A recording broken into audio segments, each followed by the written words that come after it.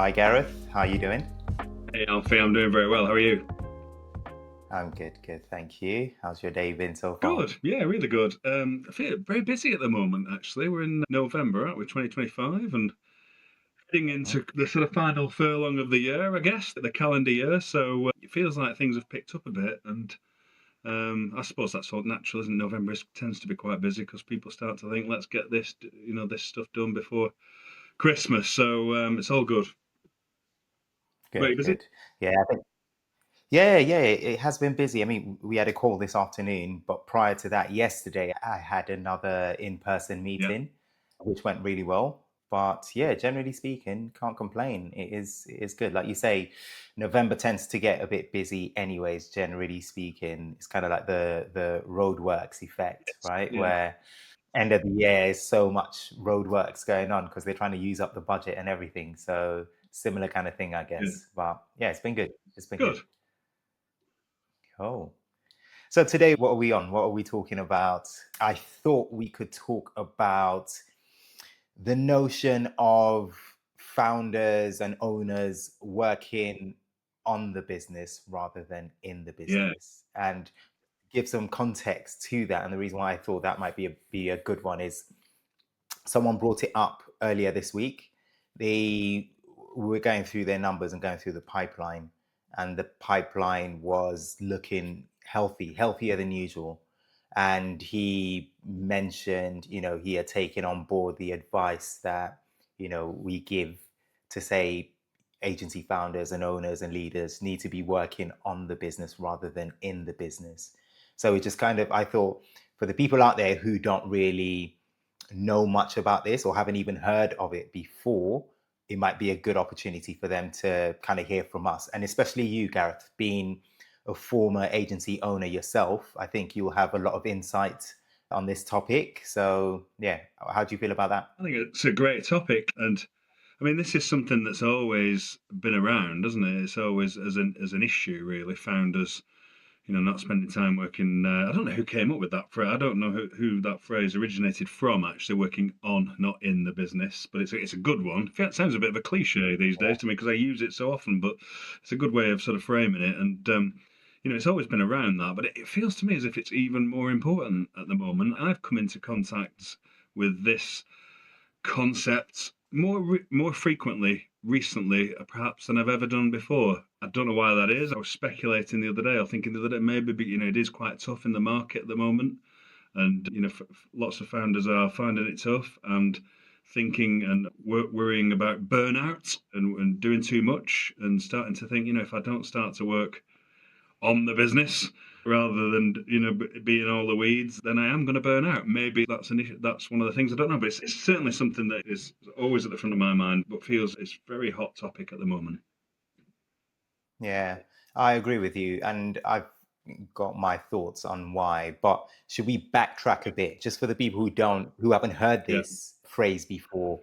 What do people mean when they say working on the business rather than in the business? I think that would be a good place to start. yeah, no, that's fair comment. Yeah, so I think for me um, we're talking about agency, marketing agency owners here generally, but this applies to any business, I guess, really. But it's the thought that as an owner managed business, it's very, very easy and common to get trapped in the delivery work, the day to day production of work, day to day firefighting problems, often in some cases doing the work or covering for the work for people that you employ. As a founder, making decisions all the time, which you have to do, of course. That's part of being a founder, part of owning a business, but make it low level decisions that you shouldn't be making. So you're sort of deep in the business is generally where people find themselves working. But the idea here is quite that working on the business. So actually taking a step back and or step up even and looking at how and spending time and looking at how you might grow the business or what you should do to develop the business or the business strategy, if you like, rather than the day-to-day delivery is where a founder should be spending a chunk of their time depending on your business and where you are, but arguably you should be spending the majority of your time in that working on the business, working on developing the business, growing it, the strategic higher level things rather than the day-to-day delivery type stuff. Interesting. Yeah, that's a good Do description. you agree with that? So Anything I've just missed there, do you think? no, no, that is spot on. In my opinion, one of my most commonly used words or phrase is opportunity cost. Yes.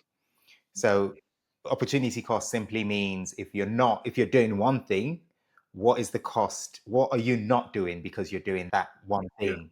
Because time is a limited resource. We all know Yeah. that.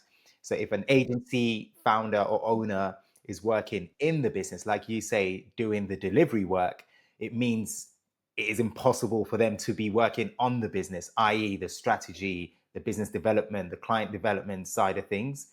So that's something to bear in mind is you can't do two things at once. So the more they are immersed in doing the delivery work, they can't be doing the things top level that actually make the business grow.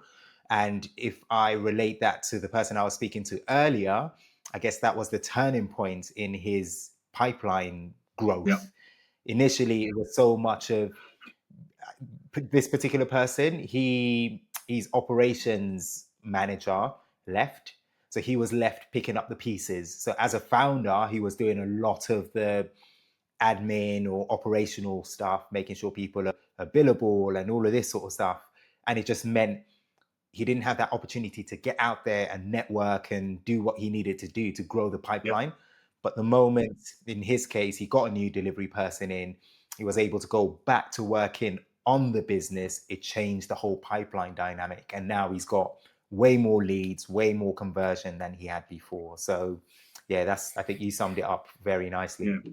No, I think I've come across many founders in that position, been in that position myself, I guess, ultimately as well. And, there are the opportunity cost thing, I think, is really interesting because I've come across, and I'm sure I've done this myself, spending time on lower level tasks when you think about the cost of that. Well, let's take finance. I mean, finance is one of those things. I think I come across in the bookkeeping element of finance. You still come across founders that are doing their own bookkeeping, and that's necessary for some in the early days. But this founders doing the bookkeeping in bigger businesses, not huge businesses, but 5, 6, 7, 8, 9, 10 people. I regularly come across founders doing their own bookkeeping, and they think that's a task that they should be doing, and it falls to them because nobody else is there to do it. But if they looked at the actual cost of doing that, they could pay somebody, you know, a few pounds, double-digit pounds an hour to do the bookkeeping, where in reality they should value their time at treble-digit pounds per hour, and that is the opportunity cost, isn't it? If they just invested in a bookkeeper at a lower cost, they could free up their time to be doing more important stuff that might not necessarily generate revenue directly, but generates growth in the business, growth in themselves in the over time. Yeah, true. So, in your opinion, and I think you're the best person to be asking this question, being that you owned an agency yourself, what is one of the reasons or a few reasons why agency founders or owners find it hard to separate themselves from the delivery and the day to day and all of the things that means they can't work on the business? Yeah, good question. I see this a lot. There are a number of things. I think there's a fear of stepping back, I think, or stepping up. There's the sort of many agency owners have started and grown their business. They started as delivery people. They were not always, but often freelancers or individuals that did a great job of delivering work and what creative work or web development work or whatever it might be, and grew that through their own skill. But they're absolutely um, people that are practitioners, if you like, and have grown the business off the back of that. And it's they fear stepping back because that's part of their identity, being a Mm, great creative or being a great dev. And if they don't, that so often people feel as if they step away from that, they will lose their skill, or they'll fall behind and lose the ability to keep up with the latest trends, in particular web dev and stuff. And therefore they fear stepping back because of ego, because of it's part of their identity, because they're a bit insecure. It would be sort of fundamental, I think, as to why people don't like to are reticent often to sort of step up and work on the business. There's allied to that, I guess, a myth of sort of being indispensable. So lots of founders being, again, all the practitioners and all those things I've just described, but also entrepreneurs and business owners often have a feeling that no one else can do it like they can. Nobody can deliver Mm. the work as good as they can. Nobody can manage the client as good as they can.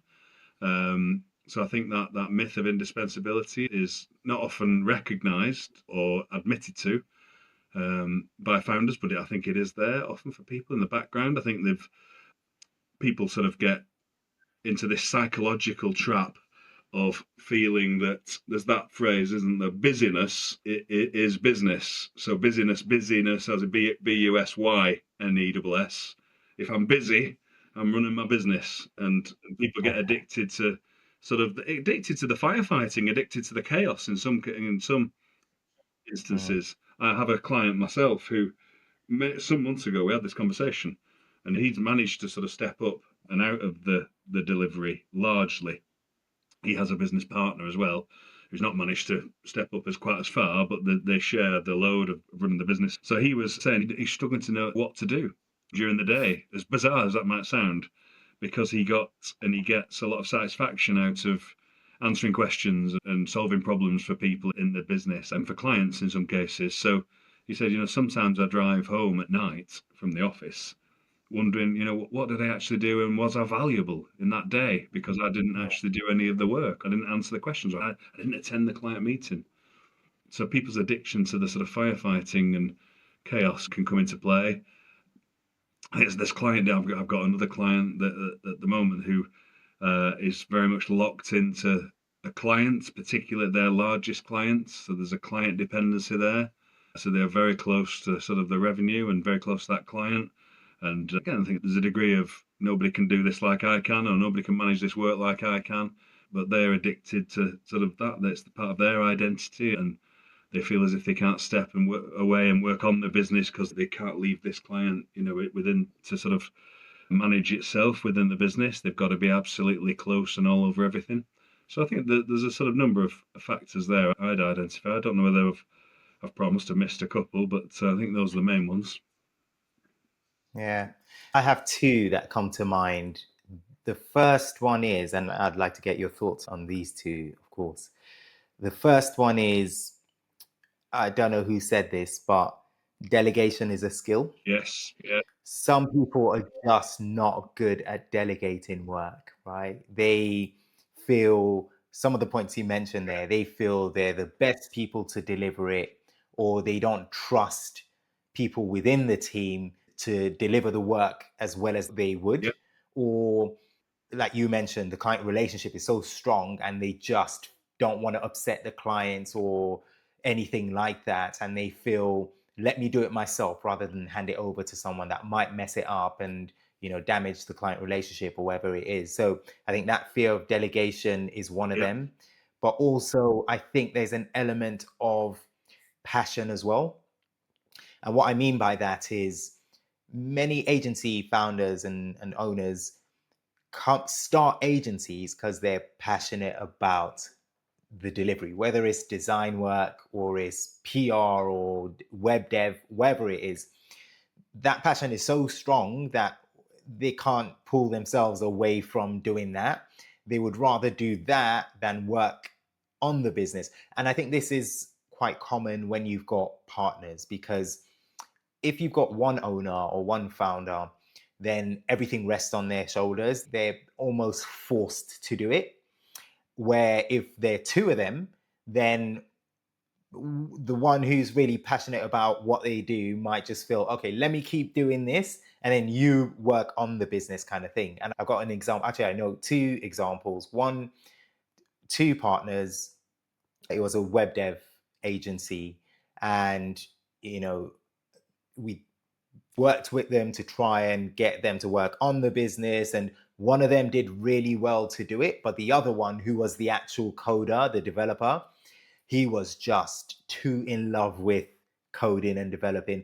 And after a while of working with it, he just put his hands up and said, honestly, this is not for me, the business side of Yeah. things.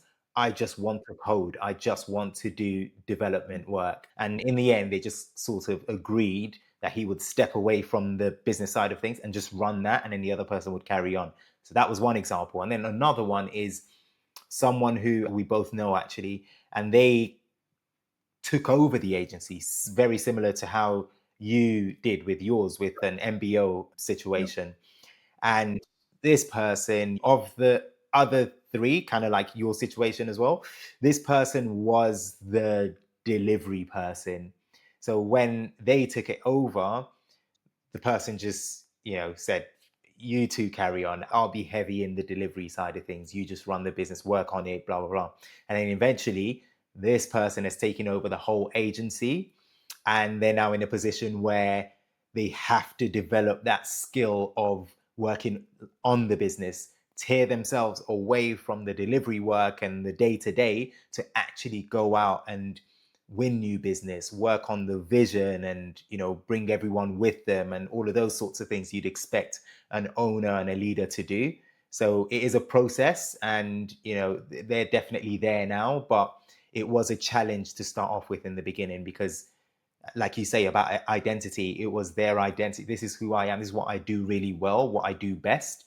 This is what I'd rather focus on. But sometimes I think they need to realize it's not about that. It's about, if you really want to grow this business, then this is what you need to do. You need to work on, as much as you'd love to do what you love and work in it, you have to pull yourself away from it. So do you agree with Totally. that? And I think those are two great additions to sort of the things I was talking about. I think the passion point, see that all the time. But lots of people, at the end of the day, lots of people don't set out to start an agency or a business and of this type to do some of the things that working on the business requires. They have a passion for creative, working, produce creative ideas or design. They didn't start that business back in the day to. It's not the only, by far, part of working on the business, but financial analysis is part Mm, of it. So those type of creative people often didn't start a business to be looking at spreadsheets, did they? It's not their passion. Their passion is delivery. So I think that's, yeah, really, really, it's part of it's not just the identity; it's what they want to do. So I think that's a great point. And the first one you made as well about delegation. I think delegation is crucial, and I think part of the reason why some people don't want to delegate is that thing about not want nobody can, that I mentioned about not nobody can do this as good as I can. But I think it's definitely a separate point, the delegation, because I see um, off a lot of I've seen that I've got a few people in mind here who obviously I won't name, but people that struggle with delegation not because they necessarily believe that they're insecure or they believe that they're the only people that can do it, but just they're not experienced or trained mm, managers. They struggle with the actual art of delegating. They feel as if rather than delegate to people that they do employ and maybe have employed for a long time, if those people are busy and maybe a little bit stressed, the fault to rather than delegate doing it themselves. I had an example of that last week in a meeting, very personal example, sadly, where but it was. But I think that art delegation is an art. It's something you need to not only embrace, but you need to work on in terms of how you use it and how you effectively delegate things and when to delegate and when not to. Is so I think that lots of people struggle with that, the actual act of doing it as well. It's great, great point. Yeah, yeah. So on that, this question has come up a few times in our agency mastery program, with people asking questions about how we feel about bringing an external person in to do the lead generation and business development and all of that sort of yeah, stuff. I think some owners feel like that could be an alternative to them working on it yes, themselves. Oh, let's carry on working in yeah, it and let's bring someone externally to come in and get the leads and do all the client development and new business for yeah. us. What do you think? What do you think about that? And what's your opinion on an agency, particularly, I'll say, a small to medium size agency? Let's stick to that because, of course, the bigger global ones are different because they've got the funds to do whatever. But small to medium size agency, what do you think about an owner saying, I'll bring someone external in to do the business development and all of that while I work in the business? Yeah, I think that's a great question and a key part of this. And one of the key, so what do I think? I think size is important of the business. So as you've just said there, if it's small to medium size, so let's say around £1 million revenue for an agency, what just under or to 1.5 to 2 million revenue. I think the process of an agency owner and founder moving to work on the business, there are a number of aspects of that working on the business. It's about strategy, it's about improving processes, improving the financial and commercial performance of the business, lots of things. But one of the key ones, I think, is the lead generation, the new business generation for the agency. And I see so many times, you've just touched upon it there, founders in that position bringing somebody in to do that for them, and that rarely works. I've got an instance tomorrow, yet again, where I'm going to be in a meeting where we're talking about that, and somebody's done that, and it's not worked. And somebody's joined as a new business person for 6 months, and they're not working, and the business isn't benefiting. So that's got to change, and it doesn't work. So bringing somebody in, I won't say never ever, but it rarely works. I think the moving on to work up to work on the business, so getting out of the delivery and working on the business, for me, a founder, that's one of their growth challenges, is to do more of that, more of the new business stuff. Not bring somebody in, do more of it themselves. I recognise that is a huge leap for many people. Many people, I just talked about people not founding agencies to work on spreadsheets. That's true, but also, most people who found or start agencies to be the new business person, they did it naturally because they're good at the job and they got work in and got more work in, but they didn't found the business to be a new business person. But I think it's absolutely crucial because nobody can sell a business, particularly of that size. Nobody can sell the offer of a business that size better than the founder. And bringing somebody in to do that for them is like, it's like paying people to go to church for you. It just doesn't work. You've got to, if you're going to go to church, go to church. Don't pay somebody else to come in. And if you're that comfortable at church in the first few weeks or months, okay, but just do what you can and improve on what you're doing. But so I think, yeah, I would definitely urge everybody to get out of the delivery, but spend more time. I've got some examples that I think you've just touched upon. One of you've had, but the same guy that said to me several months ago, when I drive home at night, I'm not too satisfied with what I'm Mhm. doing. He after a few conversations with me, he started to devote more of his time on the new business front, and it worked wonders. It worked. You said, I think, with one of your clients, it worked wonders for him. He was reasonably good at it, and particularly on the networking side, and he just challenged himself to spend more time doing it. And they, like you've said, their pipeline started to benefit from that. But that's not bringing somebody in, that's doing it. But it is a massive stretch that for people. But that's where the growth comes. The growth of the business comes from that. But I think the growth of the individual as well, the growth of the founder comes from that as well. Because the growth comes from getting out of your comfort zone, testing yourself, doing things that you're perhaps not that comfortable with, doing things that sort of make you a bit worried or nervous or you don't like doing. That's where the growth comes, and therefore the business benefits from that. That's delivery on a different level, isn't it? It's not doing the work, it's generating the work. But I think, you're not working in the business delivering the value, you're working on the business creating future value. Yeah. One thing that struck me when you said comfort zone, I think it's a natural thing to want to do the things that you're really Yeah, good at and the things that you really enjoy. And therefore, the working on the business for most of the owners and founders isn't yeah, natural. That's not what they would rather yeah, do. It's not, they don't enjoy it. Very few people, natural salespeople. So new business and networking and interacting with new prospects and all of that sort of stuff, that is challenging to many founders. And therefore, many of them might think, okay, if I get someone who's good at this, then they can just deal with it and I'll keep doing what I'm doing. But to your point, I'm yet to see a single agency of the size we talk about that has got someone external in and it's worked perfectly. The worst cases are the ones, because a lot of agency owners talk about people ringing them up or emailing them or dropping them a message on LinkedIn that they can get them 1,000 Yeah. leads in 20 days or something ridiculous like that. Never. I've not seen one that works. Even when they've gone for it, they just get a ton of garbage, really, like just volume over substance. So to your point, it doesn't work. Maybe it does work. I haven't seen it work personally. So again, like you said, no one will sell the business like the owners. No one's got the vision and the passion to want to grow it like the owner, and therefore they should be the ones to do it. Totally. I totally agree. I always sort of hang back because I always think there must be some example of me sort of witnessing it for how many years I've done this, a new business person coming in and making a difference. But I can't think of one either.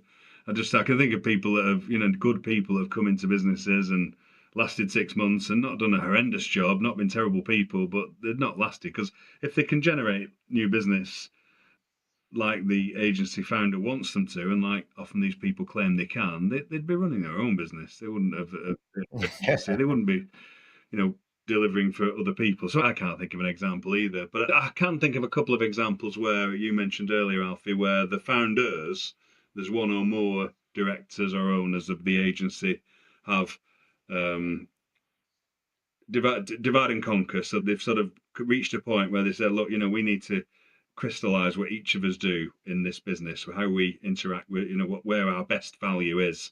So actually, you mentioned earlier, actually, one of them might say, well, actually, you know what? I've not been spending all my time on it, but I'm pretty good at the new business stuff, aren't I? I'm going to focus on that.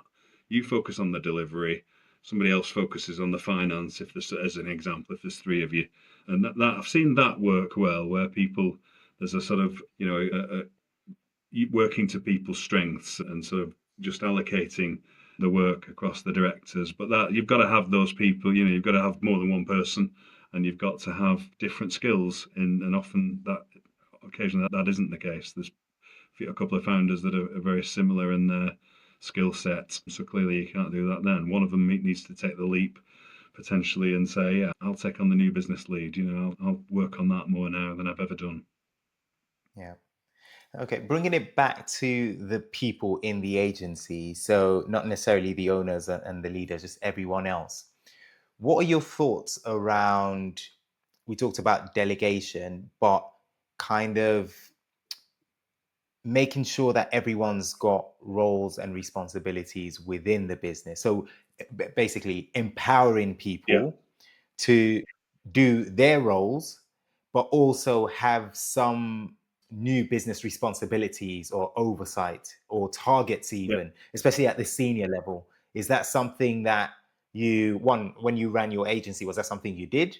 And what do you think as far as owners doing something like that to help improve that, give them the bandwidth to do what they need to do? Yeah, totally. I mean, that is something that we did, and there's this again the phrase "new business is everybody's business," as in everybody's business in the agency, isn't there? Which I do believe in. That it's not just about one person, whether they're the owner or not. It's about trying to get that culture of new business and culture of commerciality into the business. We don't just deliver; we look for opportunities. We try and spot opportunities. All of us, because we've all got our own networks, etc. So I absolutely embrace that.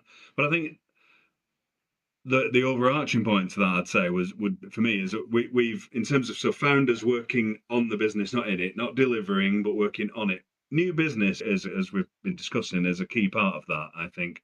And rather than try and delegate it to somebody else and bring somebody else in to solve all those problems, no, step up to the plate and do it yourself is the best option. But new business is only one aspect of working on the business, isn't it? There are other disciplines and other things that must come into play in that. So there's looking at the overall business strategy and the positioning of the business. So that that's the sort of strategy behind new business, I guess. There is depending on who you've got as a finance support, there is financial modelling, forecasting, looking at the sort of we've been in a meeting today yet again looking at utilization rates and things like that, not the things that keep people up at night with excitement usually, but the things that improve the efficiency of the agency and expose inefficiency that that agency owners need to solve. There's leadership development, their own development, developing people in their business, because looking at processes, looking at how processes could be improved, culture, looking at how we, not just on new business, but culture in general, how can we've got to, in the business, improve the culture, how can we create a better culture in the business? So all those sort of, and more on the business, working on the business stuff, because it's all that stuff. It is about building a machine that ultimately works without the founder, isn't it? That's the key, really. That's what we're trying to do. We're trying to, not something that is absolutely dependent on the founder for every single decision, every single client interaction, every sign off of creative or of code or whatever. No, it's building a business that it runs without the founder day to day.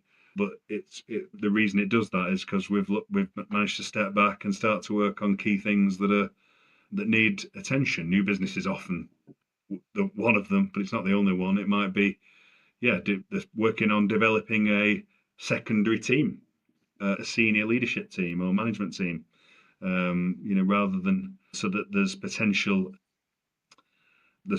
for those people to step up and potentially take on the agency maybe at some point in the future.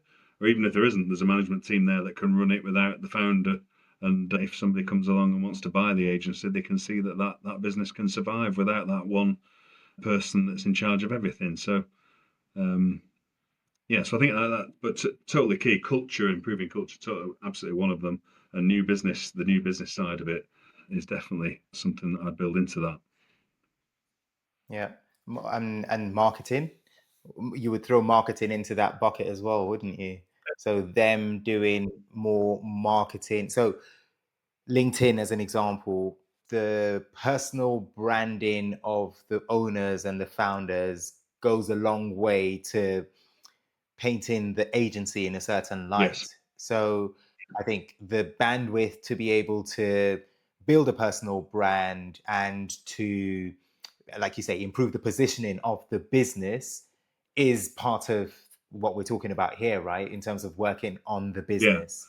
So I forget whose podcast it was, and they were interviewing a senior exec at LinkedIn, and he asked her the question, what gets better traction? Is it posts that come from the business, the company page, or is it posts that come from the owner's page and other members of staff?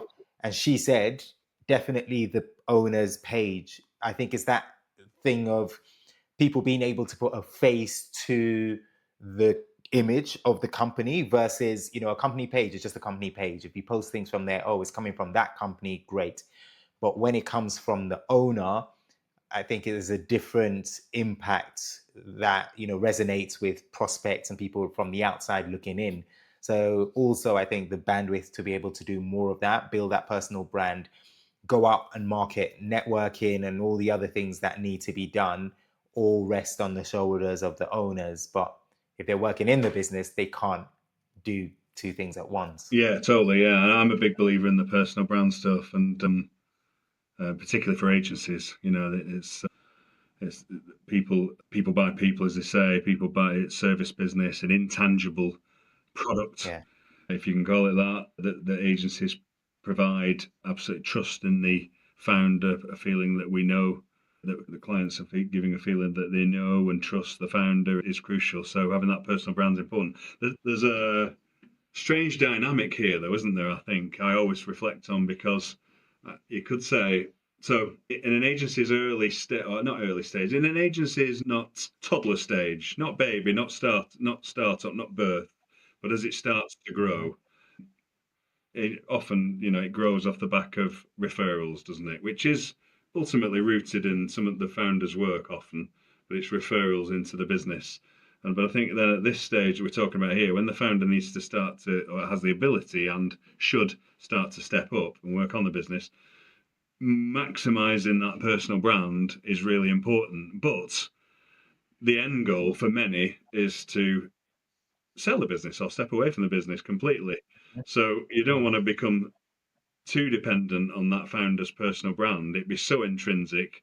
that's the only way you win new business. So I think there's a growth journey here from toddler stage, winning work on referrals, to puberty and adolescence, if you like, which is where we're at now. So founder steps up and builds a personal brand, but then, and this is again, is still part of working on the business. As you grow further, that personal brand shouldn't disappear, but then the founder needs to start to think, okay, I'm still a figurehead of this business. I've done some work in recent years to demonstrate that and maximize that. But now I need to start bringing other people in, or not necessarily from outside, but people in the business, or working on a system and working on the business, so I can identify just how we do in work. And so eventually, it's not as dependent on the founder as they get bigger and bigger. That's beyond the 1.5, 2 million turnover, ultimately for many people. But do you see what I mean? I don't really agree with that. That's that strange sort of, you want to work on the personal brand, but you don't want to become too dependent on it that a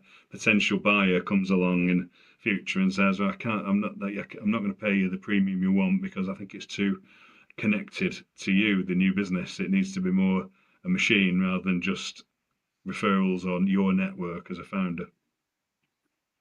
I agreed 100%. There needs to be a balance. Initially, yes. And then as you get bigger, because remember, we worked with a client a while back who was, the face of the business, doing talks and all sorts of things. And, eventually Yes. he will have to get to a point where the business stands on its own merits and its own image and all of that sort of stuff. But initially, they can't help but to do that, and they're expected to do it because no one else will, like we said, right? But I completely agree. At the point, if a sale is the objective of the owner and the business, then it would actually be a disservice to keep the agency's image tied to the founder, because then, like you say, someone comes in and they think, well, if we buy the business and you walk away after a year or 2 or 3 years or whatever it is, what else do we have? So that just needs to be one of the tools in the toolbox Yeah. versus it being the only. So I actually heard, I don't know how true this is. Stephen Bartlett was saying once that, I forget the numbers here, so I won't even paraphrase, but a big chunk of the business and work that comes to his businesses is through his speaking engagements, so through him directly. So I guess that would be an example of what you're talking about, Yeah. right? He is the business. So, if it comes, I obviously I don't know what he does. I don't know the ins and outs of it because I always see he's hiring top execs here and there. So that might be him trying to spread the image across and probably step back a little bit. I don't know. But in an example where the owner is the face of it and everybody knows the business because of that person, it could actually be Yeah. detrimental. Totally. Yeah. The more I think about it, the more a lot of this stuff is about the founder continually get moving out of their comfort zone, isn't it? From delivering the work to new business to outside of new business, looking at the strategy of the business, and people's comfort zones are different. Some people, the chap that you not Bartlett, but the chap that we both know, you mentioned, or I know you mean, he's very, in terms of his personal brand and speaking, etc. He's very, very good at that, and that's how he generates his business. And but he's very comfortable in it as well, isn't he? And at Yeah. some point, he'll need to, as successful as he is, if he wants to grow and sell his business, which I think he probably does, ambitious guy, and why not? He'll need to step out of his comfort zone and work on the business as to how he can not completely disappear, but how he can extract himself as a face from the business so that it's not as reliant on new business as his agency is what it currently is.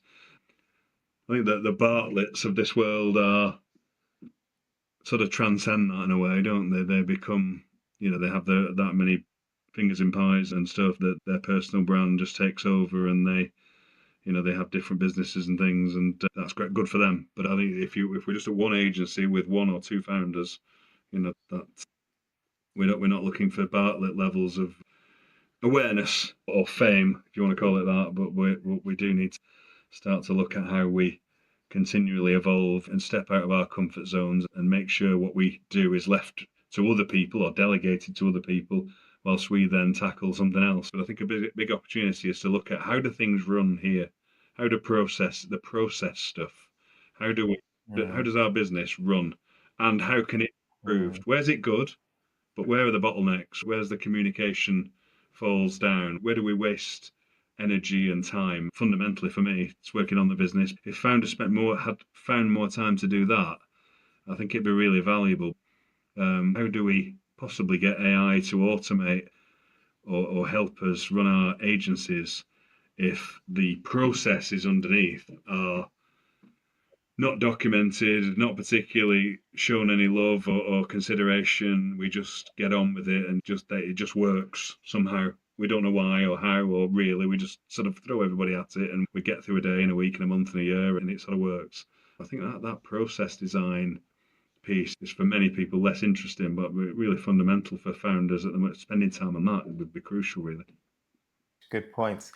So we've talked about marketing, we talked about new business, we talked about culture, we've talked about process. What else do you think agency founders need to be focusing on if we're talking about working on the business rather than in the business? And actually, before you answer that, maybe a good place to go as well is what are some of the things that ties them down? What are some of the things that keeps them working in what activities are they doing that they can't let go of that they should let go of? And then with from that we can segue into the what are the things that they should be doing. Wow, great questions as always, Alfie. I think there needs to be a mindset shift here, Yeah, which first yeah. and foremost, which lots of people struggle with, getting out of your comfort zone. But you've got to think of yourself as a founder, as an architect, if you like, more than a builder or an operator, um, or at least for part of the time you're in your business, you need to be Hmm. the architect. I think again, lots of people have that sort of control mechanism, don't they? Feeling as if they need to be involved, they must be involved, where they need to shift their mindset more to be, I might need to be informed, I might want to be kept up to speed with what's happening, but I don't need to be involved. Letting go of I guess, the guilt almost of again, referring back to my chat from earlier, working on the business is working, is Yeah, work, yeah. more valuable than the delivery.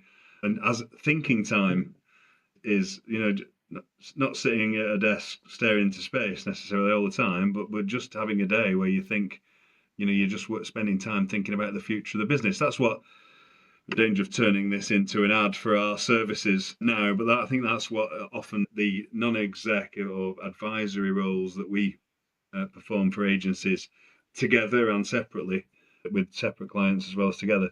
That's often one of the key aspects of that is it's a catalyst. It's an Mm, opportunity. It's a day in the month where the founder knows they must, or the day will be about looking at working on the business, not delivering the work and not necessarily firefighting. They might bring some of the problems, the daily problems to the table to discuss, to solve, but it's about working on that. Those days are about working on it. That's immensely valuable. That I always remember many years ago now when I first started, actually, when I left my agency and I first started working with clients as an advisor. It was before COVID and doing more of the work that I was doing in person. So it was an in person meeting with an agency owner and a couple of his senior team. And somebody halfway through I guess the board meeting, if you want to call it that, somebody stuck their head around the meeting room door and said to this guy, the founder, oh, I've got such and such. I've got the biggest client that they had on the phone, the head of the biggest client they had on the phone. And I remember him saying, I won't name names, I remember Fred saying, tell him I'll call him back. Said Fred after 2 o'clock or whenever we were going to finish. And the people in the room looked at Fred and a little bit aghast, thinking because he was very customer focused. Uh, and I mm, remember Fred, not his real name, turning around to people, including me, and said, "I know I should speak to him now, but this is the only day of the month where Gareth here and I have time spending. I've dedicated time working on my business, and I'm not prepared to yeah. that client as much as we value them and love them. He can wait for a couple of hours because this is my time." And I thought, wow, that not only great, good point, but that's exactly the root of it, isn't it? And that probably wouldn't have happened if, I'm not saying about it's nothing to do with me. I was just in the room, but it wasn't. I'm sure it had a lot to do with you, Gareth. Well, Quit being. The the rhythm and the cadence and the fact that we were sat down in board meetings, whatever you want to call it, monthly meetings, and that days was that day just happened to be that meeting, and that chap Fred said, even though he was absolutely the beck and call of that client generally, he was sort of no, not today, not this afternoon, until this afternoon. This is what we know. We're here to work on my business, and that's what I'm going to do. So I thought that's great. Carving out that time is really important. Yeah. If you remember one of our clients, his main problem was not problem, but challenge was the numbers side of things. He's a creative, and that talking about the non-exec and taking yourself out of the business, it forces you to take yourself out of the business to work on the business kind of Yeah, thing. Those meetings are his opportunity to actually sit yeah, down. Let's go through the yeah, numbers. Let's go through the operations and all of the things that you wouldn't ordinarily want to do necessarily, but it forces you to do it, kind of thing. So yeah, that's a good point. But I think the point you made that I like the most is the mindset yeah, shift. For me, everything, business, outside of business, everything revolves around mindset. If the mindset shift hasn't happened, I don't care who you are, or how strong you are in terms of your willpower, you're not going to pull yourself away from doing what you like. It has to be a deliberate and conscious effort to switch the mind from this is what I like doing, this is what I enjoy doing, to this is what I need to be doing as an owner. So that is a very strong point you mentioned there, Gareth. And yeah, I like that. yeah. Great. No, it's that mind's got to happen, isn't it? People often talk about finding more time to work on the business. You're not going to find more time if you just carry on doing what you're doing. You've got to create. It's got to be a catalyst or create that time. You've got to create that time. It's not just going to appear. And even if it does, even if you just happen to have an afternoon one week where you're not quite as busy with firefighting, to then apply yourself to working on the business, like flicking a switch, just doesn't happen. Particularly if you're not used to doing it. So you've got to shift that mindset and make a decision. And say, but part of it's not promoting our services. There are other advisors that are available, as they say. Um, but bringing in some sort of advisor, external third party, often helps people just spend that time. I know from experience because it did for me and my business partner.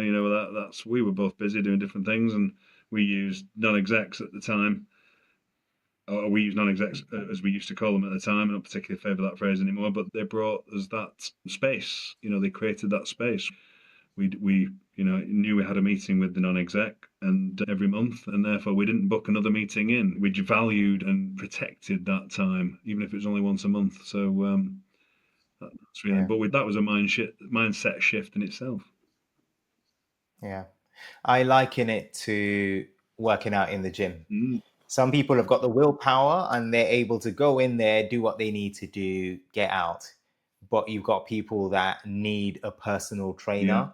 And I always say personal trainers are not necessarily there for their expertise for yeah, everyone. For some people, the personal trainers are their motivation or incentive to be there.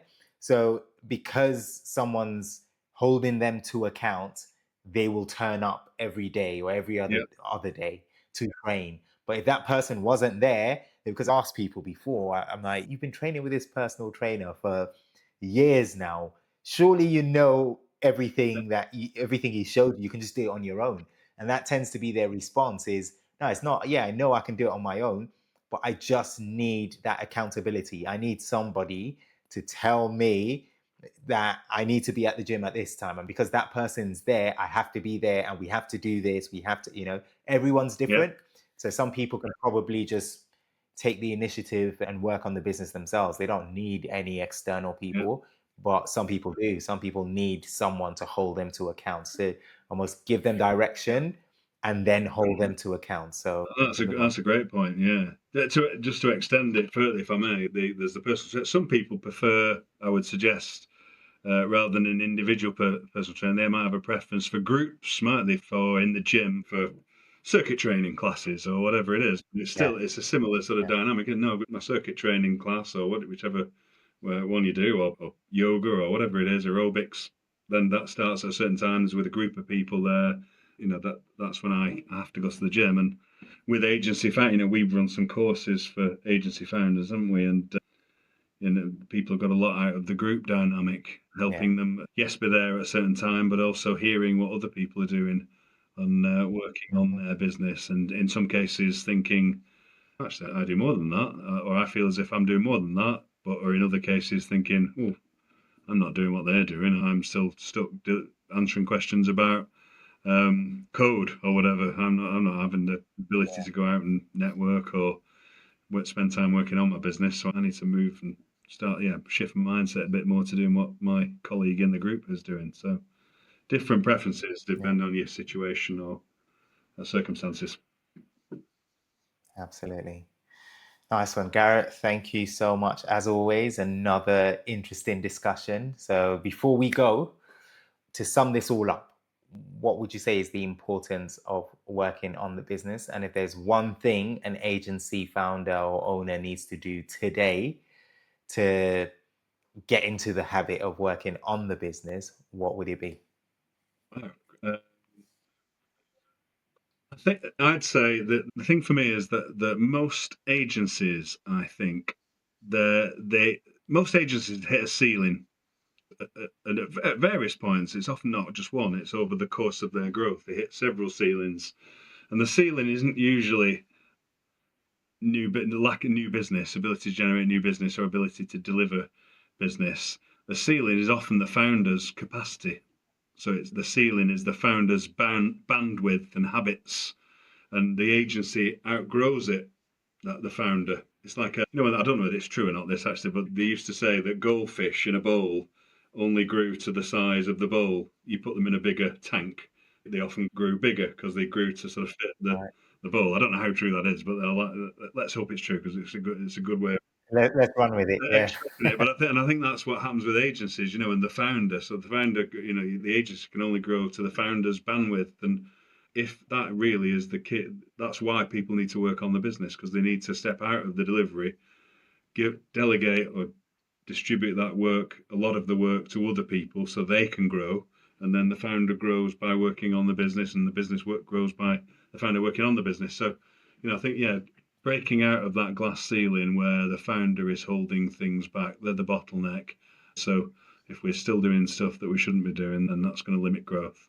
What would be the first thing I'd do? I guess I would find that time, I suppose. If you haven't, as an agency owner, don't have it at the moment, I would say, what, one day a month to start off with, one day a fortnight, one day a week, even half a day a week, whatever you think you can choose. I would say carve out that time to say that's the founder's day or whatever you want to call it. If you whether you get a personal trainer in, to use your analogy, is up to you. It's up to your own preference and circumstances. That can help many people. But even if you don't get that personal trainer, know that Friday mornings, Friday afternoons, Monday mornings, whenever it is, my founder's time where I'm thinking about working on the business, not and growing it, not just I'm not available for day to day queries or calls or problems on that day. And but then you've got to sort of fill that time with valuable work. And if you're struggling, then you've got to sort of go back to the drawing board and think, well, what is valuable? Where do I need to focus here in my business?